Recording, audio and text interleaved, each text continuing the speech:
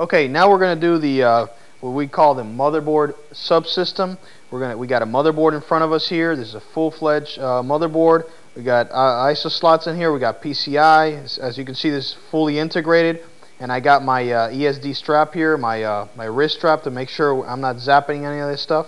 If we turn this around a little bit, you can see that the motherboard's already stuck onto the chassis. We got some standoffs right here.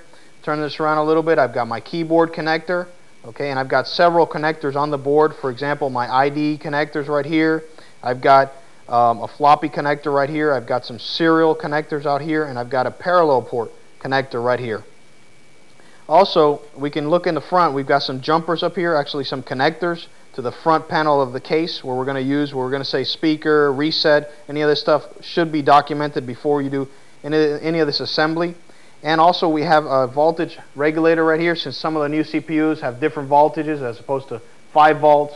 Some of the new ones have 3.3, 2.9. So you need a voltage regulator, and you need to check with your manual what the voltages are correct for the right CPUs. Well, let's start to build this up a little bit here.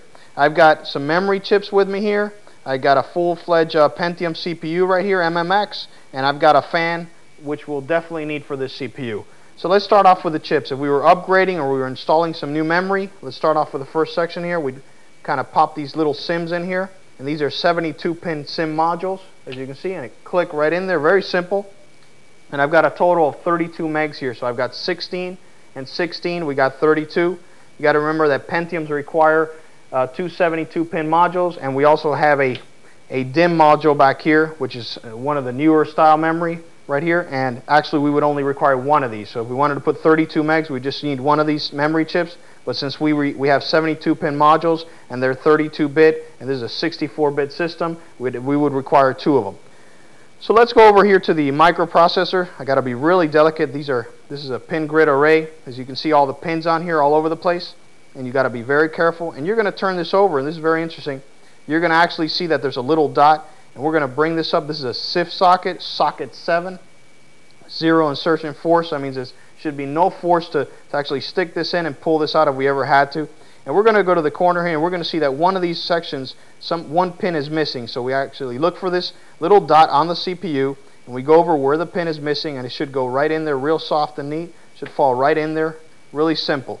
Then we'll actually pull this lever down, and you'll see that right there we've got it locked in. That's why 0 insertion force. The older ones were actually a lot more difficult. They did not have this lever, so it would be a lot more difficult to put in there. I've got the fan.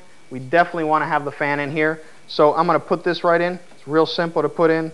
I'm going to pull this little metal piece back here. See if I can kind of grab it in there.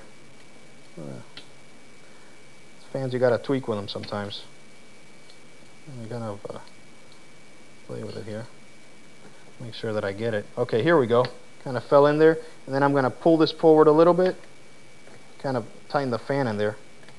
Okay, so it should come in there. Sometimes these guys, you got to play with them a little while. So make sure we get this here. Okay, so there goes the fan. It's nice and tight, and there we go. The fan actually has a connector to the power supply, and it'll actually continue out to another peripheral, so that way we don't lose one of the power supply connectors. These are Molex connectors. So as you can see, it's very simple. We got the motherboard subsystem connected. Everything's all connected in here. We have now we can continue on to actually putting this inside the case, which is where we want to go right now.